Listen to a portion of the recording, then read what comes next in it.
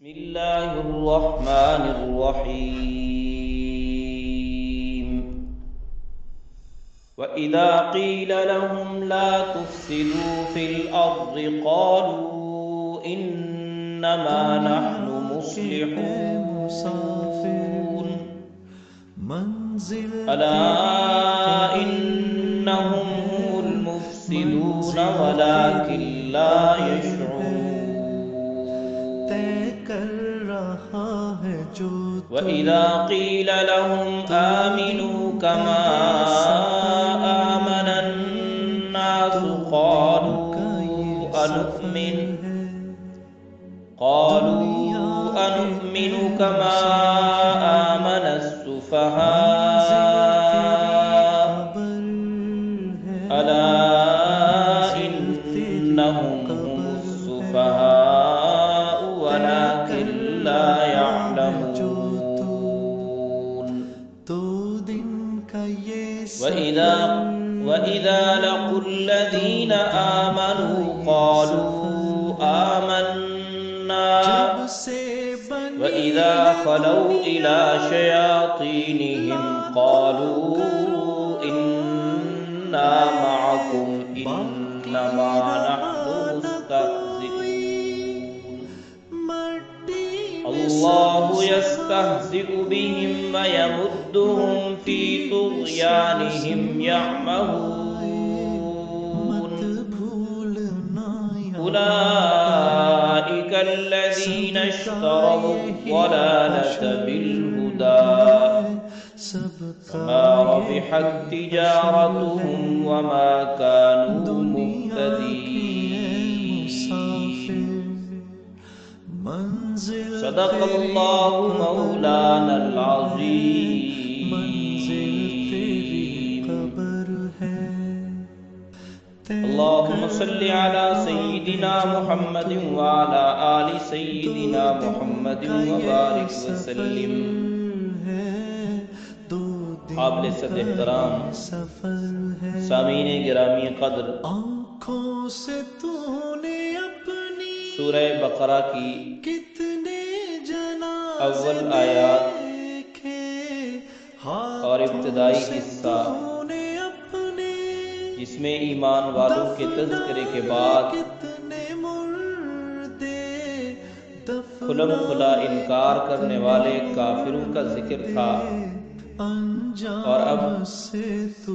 چھپا ہوا کفر اپنے سینوں میں رکھنے والے منافقین کی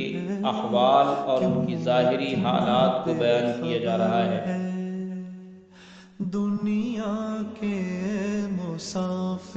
اللہ رب العزت نے ارشاد فرمایا وَإِذَا قِيلَ لَهُمْ، جب انہیں کہا جاتا ہے لا تفسدوا فی الارض، تم زمین میں فساد نہ مچاؤ، قالوا انما نحن مصلحون، تو وہ کہتے ہیں بے شک ہم تو اصلاح کرنے والے ہیں۔ الا انہم هم المفسدون، سنو وہی فساد مچانے والے ہیں، ولکن لا یشعرون، لیکن انہیں شعور نہیں ہے، وہ سمجھتے نہیں۔ اس میں بھی منافقین کے ظاہری احوال میں سے یہ حال بیان کیا گیا کہ دو رخ آدمی کی حرکتوں سے ہمیشہ فساد ہی پھیلتا ہے۔ منافقین اپنی خواہش کی پیروی کرتے تھے، احکامات کی تعمیل میں سستی کرتے تھے، مسلمانوں اور کافروں دونوں کے پاس آتے جاتے تھے اپنی قدر و منزلت بڑھانے کے لیے، ایک کی بات دوسرے کو اور دوسرے کی بات پہلے کو بتاتے۔ منافقین کی باتیں، کافروں کی باتیں ایمان والوں کے سامنے ذکر کرتے اور ایمان والوں کے احوال جا کر کافروں کو بتاتے تھے، اور ایسی باتیں کیا کرتے تھے کہ وہ دوسرے سے بدظن ہو جائے، اور کفار کے اعتراضات اور شبہات کمزور مسلمانوں کے سامنے نقل کرتے تھے تاکہ وہ تذبذب کا شکار ہو جائے۔ اور جب ان سے کہا جاتا کہ ایسی حرکتیں نہ کرو، اس سے بگاڑ پھیلتا ہے، تو وہ جواب میں کہتے ہم تو اصلاح کر رہے ہیں، انما نحن مصلحون، ہم چاہتے ہیں آپس کا تناؤ ختم ہو جائے، شیر و شکر ہو جائیں سب۔ حالانکہ ایسا ممکن نہیں تھا، حق اور باطل ایک ساتھ کیسے ہو جائیں گی، مگر وہ اس بات کو سمجھتے نہیں۔ اصلاح کی صورت تو یہی تھی کہ دین حق کا غلبہ ہو، اور اسی صورت میں ممکن ہے کہ دین کے معاملے میں کسی کی موافقت اور مخالفت کی پرواہ نہ کی جائے، سب مسلمان متحد رہیں اور ملت کا کوئی راز فاش نہ ہونے دیں۔ اسی کو قرآن نے اس انداز میں بیان کیا، وَإِذَا قِيلَ لَهُمْ لَا تُفْسِدُوا فِي الْأَرْضِ، جب منافقین کو کہا جاتا ہے تم سب زمین میں فساد نہ مچاؤ، قَالُوا إِنَّمَا نَحْنُ مُصْلِحُونَ، کہتے ہم تو اصلاح کرنے والے۔ ہمیشہ فساد مچانے والا اپنے آپ کا وہ دعویٰ یہ کرتا ہے کہ ہم اصلاح کر رہے ہیں، ہم جو ٹینشن ہے اس کو ختم کرنے کی کوشش کر رہے ہیں، حالانکہ وہ خود ٹینشن پیدا کر رہے ہوتے ہیں۔ الا انہم ہم المفسدون، الا انہم ہم المفسدون، قرآن کہتا ہے توجہ سے سنو، یہی فساد مچانے والے ہیں، لیکن انہیں اپنے اس فساد کے انجام کا شعور نہیں ہے۔ اور آگے ارشاد فرمایا وَإِذَا قِيلَ لَهُمْ آمِنُوا كَمَا آمَنَ النَّاسِ، اور جب انہیں کہا جاتا ہے کہ تم ایمان لاؤ لوگوں کی طرح، اور لوگوں کی طرح جیسے وہ ایمان لائے، قالوا تو کہتے ہیں انؤمن کما آمن السفہاء، کیا ہم ایسے ایمان لائیں جیسے یہ بیوقوف لوگ ایمان لائے، الا انہم ہم السفہاء، خبردار سنو یہی بیوقوف ہیں، ولکن لا یعلمون، لیکن یہ جانتے نہیں۔ سچے مسلمان اسلام پر دل و جان سے فدا تھے، لوگوں کی مخالفت کی اور ان کے نتائج کی ان کو کوئی پرواہ نہیں تھی، اور منافقین دونوں طرف بنائے رکھنے کی کوشش کرتے تاکہ دونوں کے ضرر سے بچ جائیں، دونوں طرف سے نفع حاصل کریں۔ جب ان سے کہا جاتا کہ مخلص مسلمانوں کی طرح ایمان لے آؤ، یعنی ایک طرف کے ہو کر رہ جاؤ، تو یہ کہتے کہ یہ لوگ تو بیوقوف ہیں کہ سب کچھ کو چھوڑ چھاڑ کر بس ایک نبی کے ساتھ لگ گئے اور اسی کی بات ماننے پہ مان رہے ہیں۔ ایک طرف ایک دم سے سب کچھ چھوڑ چھاڑ کے نہیں ہونا چاہیے، یہ بیوقوف ہیں، انہیں انجام کا پتہ ہی نہیں ہے، یہ ناعاقبت اندیش لوگ ہیں۔ یہاں پر مخالفت کی آندھی بہت تیز ہے، اس لیے احتیاط ضروری ہے، ایسا طریقہ اپنانا چاہیے کہ مخالف اور موافق دونوں کے درمیان ہماری اہمیت ہو، بات ہو، ہم کسی کے سامنے برے نہ سمجھے جائیں۔ تو اس کا جواب دیا اللہ رب العزت نے کہ یہ بیوقوف لوگ ہیں، خود بیوقوف ہیں، منافق بیوقوف ہیں، یہ نقد اور ظاہر کو دیکھ رہے ہیں، ظاہری اور نقد کے نفع کو تو دیکھ رہے ہیں، مگر انجام کار کو نہیں دیکھ رہے کہ جب اسلام کا بول بالا ہوگا تو منافقین کی بری حالت ہوگی اور وہ مسلمانوں کے سامنے سرنگوں ہو کر رہ جائیں گے۔ چنانچہ سیدنا حضرت عبداللہ ابن عباس رضی اللہ تعالیٰ عنہ رئیس المفسرین فرماتے ہیں، اللہ رب العزت کے اس ارشاد کے ذیل میں وَإِذَا قِيلَ لَهُمْ آمِنُوا كَمَا آمَنَ النَّاسِ، کہ اللہ رب العزت نے فرمایا جب انہیں کہا جاتا ہے ایمان لاؤ لوگوں کی طرح، تو یہ لوگوں سے کون مراد ہے؟ الناس سے کون لوگ مراد ہیں؟ جس کو اللہ رب العزت فرما رہے ہیں جن کے متعلق کہ ان جیسا ایمان لاؤ۔ تو حضرت عبداللہ بن عباس فرماتے ہیں اللہ پاک کے فرمانے کا مقصد یہ ہے آمنو کما آمن الناس، یعنی آمنو کما آمن ابو بکر و عمر و عثمان و علی، تم ایمان لاؤ جیسے ابو بکر، عمر، عثمان اور علی ایمان لائے ہیں۔ سیدنا ابو بکر صدیق رضی اللہ تعالیٰ عنہ کی طرح جان نثاری پیش کریے۔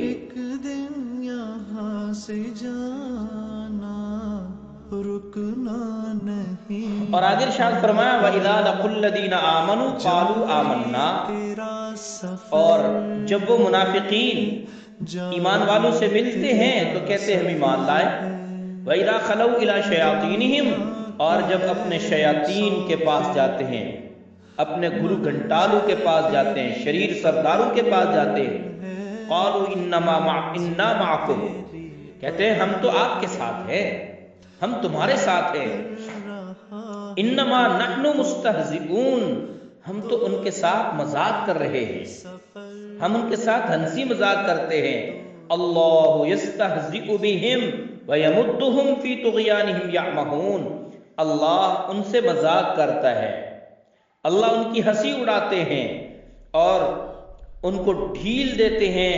فی طغیانہم یعمہون، وہ اپنی سرکشی میں تذبذب کا شکار ہیں، سرگردان ہیں۔ منافقین نے بظاہر اسلام قبول کیا اور باطن میں کافر رہے، اندر سے کافر رہے، بس وہ کافر ہی رہے، کیونکہ دل کا اعتبار ہے کہ دل سے کیا کر رہے ہیں، دل میں کیا چیز ہے۔ انہوں نے ہدایت کے بدلے میں گمراہی کو خرید لیا، تو دوگلا پالیسی اختیار کی۔ انہیں کہا جاتا ہے ایمان والوں کے پاس جاتے ہیں تو کہتے ہیں جناب ہم تمہارے ساتھ ہیں، اور غیر مسلم کے پاس جاتے ہیں تو ان کو کہتے ہیں ہم تو تمہارے ساتھ ہیں، ان کے ساتھ ہم مذاق کر رہے ہیں۔ آج کل بھی معاشرے میں مسلمانوں کا یہی حال ہے،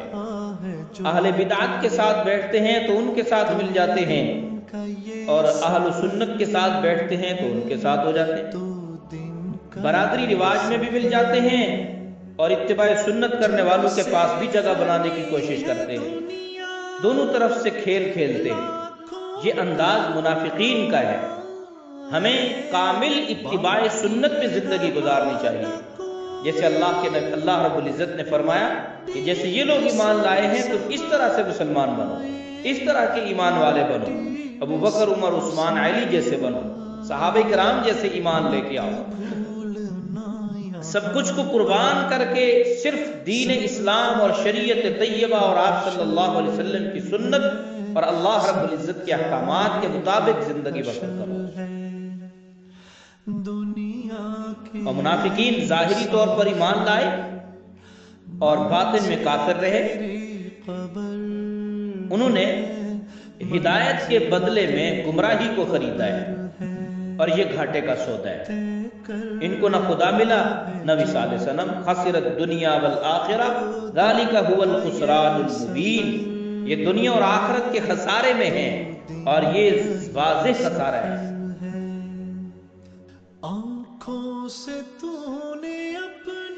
سچے دل سے مسلمان ہوتے تو دارین میں سرخرو ہوتے، اور سعادت دارین ہمیشہ ہمیشہ انہیں سعادت دارین نصیب ہوتی، مگر یہ سعادت دارین سے محروم ہو گئے۔ اولئک الذین اشتروا الضلالۃ بالہدی، کیا فرمایا اللہ رب العزت نے؟ یہ وہ لوگ ہیں جنہوں نے خریدا گمراہی کو ہدایت کے بدلے میں، ہدایت کو چھوڑ دیا، گمراہی کو اختیار کر لیا، سنت کو چھوڑ دیا، بدعت کو اختیار کر لیا، شریعت کو چھوڑ دیا، برادری اور قومی اور لسانی اور علاقائی رواج اور رسومات کو لے لیا۔ فما ربحت تجارتہم، بس نہیں نفع دیا ان کو ان کی تجارت نے۔ وما کانوا مہتدین، اور نہ وہ ہدایت والوں میں سے ہوئے۔ تو وہ بنیادی نقطہ جو ہم نے سورہ فاتحہ میں دعا کی تھی، اہدنا الصراط المستقیم، ہدایت، تو اللہ رب العزت فرماتے اس طرح کی زندگی سے وما کانوا مہتدین، ہدایت یافتہ نہیں ہو سکتا بندہ، ہدایت کا راستہ نصیب نہیں ہوتا۔ اس لیے انسان کو چاہیے، مسلمان کو چاہیے کہ وہ کامل طور پر اللہ اور اس کے نبی حضرت محمد صلی اللہ علیہ وسلم کی کامل تابعداری کرے اور متبع سنت بن جائے اور تابع شریعت بن جائے، اللہ کے احکامات کی پیروی کرے کامل طور پر، اور اللہ رب العزت کو راضی کرے اور اللہ کے حبیب صلی اللہ علیہ وسلم کو راضی کرے، اور اس طرح سے ہدایت یافتہ بندوں میں اپنا شمار کروا لے۔ اللہ رب العزت سے دعا ہے پروردگار عالم ہمیں بھی کامل ایمان نصیب فرمائے۔ دعا کر لیجیے۔ الحمدللہ رب العالمین والعاقبۃ للمتقین والصلاۃ والسلام علی سید الرسل وخاتم الانبیاء والمرسلین، لا الہ الا اللہ الحلیم الکریم، سبحان اللہ رب العرش العظیم، والحمدللہ رب العالمین، لا الہ الا انت سبحانک انی کنت من الظالمین، فاستجبنا له ونجیناه من الغم وكذلك ننجي المؤمنين۔ اللهم إنا نجعلك في نحورهم ونعوذ بك من شرورهم، اللهم إنا نستغفرك ونتوب إليك، اللهم إنا نستغفرك ونتوب إليك، اللهم إنا نستغفرك ونتوب إليك۔ اللهم صل على محمد كما تحب وترضى له، اللهم صل على محمد كما هو أهله ومستحقه،